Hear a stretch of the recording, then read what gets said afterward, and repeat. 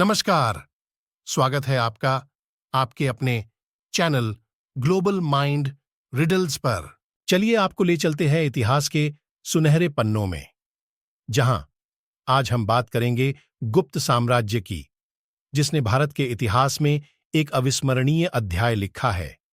यह साम्राज्य अपनी कला, साहित्य, विज्ञान और शासन व्यवस्था के लिए जाना जाता है। गुप्त साम्राज्य का समय भारत का स्वर्णिम युग माना जाता है, एक शक्तिशाली साम्राज्य का उदय। गुप्त साम्राज्य की स्थापना 320 ईस्वी में महाराज चंद्रगुप्त प्रथम द्वारा की गई थी। उन्होंने मगध में अपनी राजधानी स्थापित की और धीरे धीरे अपने साम्राज्य का विस्तार किया। उनके पुत्र समुद्रगुप्त एक महान विजेता थे। समुद्रगुप्त का शासनकाल 330 ईस्वी से 380 ईस्वी तक रहा। उन्होंने भारत के अधिकांश भागों, जैसे कि पश्चिमी क्षत्रपों, सातवाहनों, काकातुकों और अन्य छोटे छोटे राज्यों को पराजित किया और अपने अधीन कर लिया।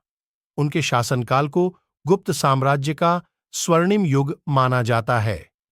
समुद्रगुप्त के बाद उनके पुत्र चंद्रगुप्त द्वितीय ने 375 ईस्वी से 414 ईस्वी तक शासन किया। वह गुप्त साम्राज्य के तीसरे शासक थे। चंद्रगुप्त द्वितीय को विक्रमादित्य के नाम से भी जाना जाता है। उन्होंने गुप्त साम्राज्य को और मजबूत किया और अपनी शक्ति का विस्तार किया। चंद्रगुप्त द्वितीय के बाद उनके पुत्र कुमारगुप्त प्रथम ने शासन किया। कुमारगुप्त प्रथम का शासन काल 415 ईस्वी से 455 ईस्वी तक था। वह गुप्त साम्राज्य के चौथे शासक थे। उनके शासनकाल के दौरान गुप्त साम्राज्य शक्तिशाली बना रहा, लेकिन कुछ चुनौतियों का भी सामना करना पड़ा। कुमारगुप्त प्रथम के बाद उनके पुत्र स्कंदगुप्त ने शासन किया। कुमारगुप्त प्रथम का शासन काल 455 ईस्वी से 467 ईस्वी तक था। उन्होंने हूणों के आक्रमणों को सफलतापूर्वक रोक दिया और गुप्त साम्राज्य की रक्षा की। स्कंदगुप्त के बाद गुप्त साम्राज्य कमजोर होने लगा और अंत में 550 ईस्वी में समाप्त हो गया। कला, साहित्य और विज्ञान का स्वर्णिम युग। गुप्त साम्राज्य के दौरान कला, साहित्य और विज्ञान का बहुत विकास हुआ। इस समय की मूर्तियां, चित्रकलाएं और स्थापत्य कला आज भी दुनिया भर में प्रसिद्ध हैं। मूर्तिकला के क्षेत्र में इस समय की मूर्तियां यथार्थवादी और भावपूर्ण हैं। इन मूर्तियों में देवी देवताओं, राजाओं और राजकुमारियों की मूर्तियां शामिल हैं। चित्रकला के क्षेत्र में इस समय के चित्र धार्मिक और पौराणिक विषयों पर आधारित थे। इन चित्रों में देवी देवताओं, राजाओं और राजकुमारियों के चित्र शामिल हैं। स्थापत्य कला के क्षेत्र में इस समय के मंदिरों में अद्भुत नक्काशी और मूर्तियां हैं। इन मंदिरों में अजंता, एलोरा, विदिशा और नालंदा के मंदिर शामिल हैं। गुप्त काल में कई महान कवियों और लेखकों ने जन्म लिया। इनमें कालिदास, भवभूति और हर्षवर्धन शामिल हैं।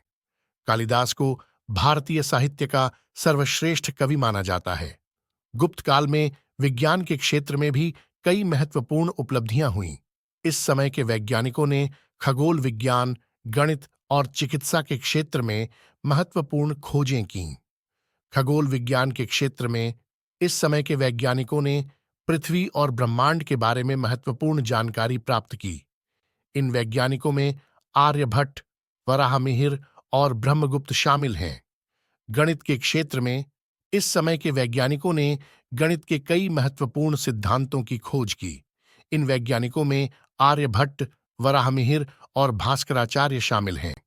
चिकित्सा के क्षेत्र में इस समय के वैज्ञानिकों ने चिकित्सा के कई महत्वपूर्ण सिद्धांतों की खोज की। इन वैज्ञानिकों में चरक और सुश्रुत शामिल हैं।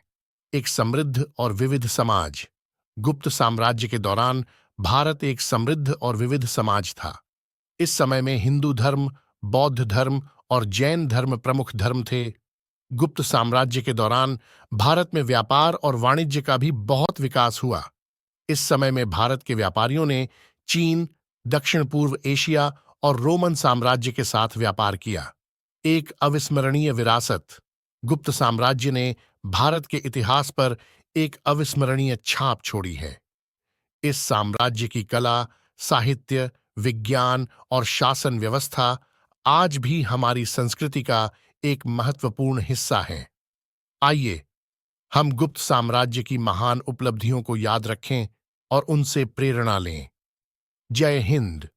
आपसे निवेदन है, कृपया इस वीडियो को लाइक करें, शेयर करें और हमारे चैनल को सब्सक्राइब करें ताकि हम आपके लिए इतिहास के और भी रोमांचक अध्यायों को कहानी के रूप में प्रस्तुत कर सके। धन्यवाद।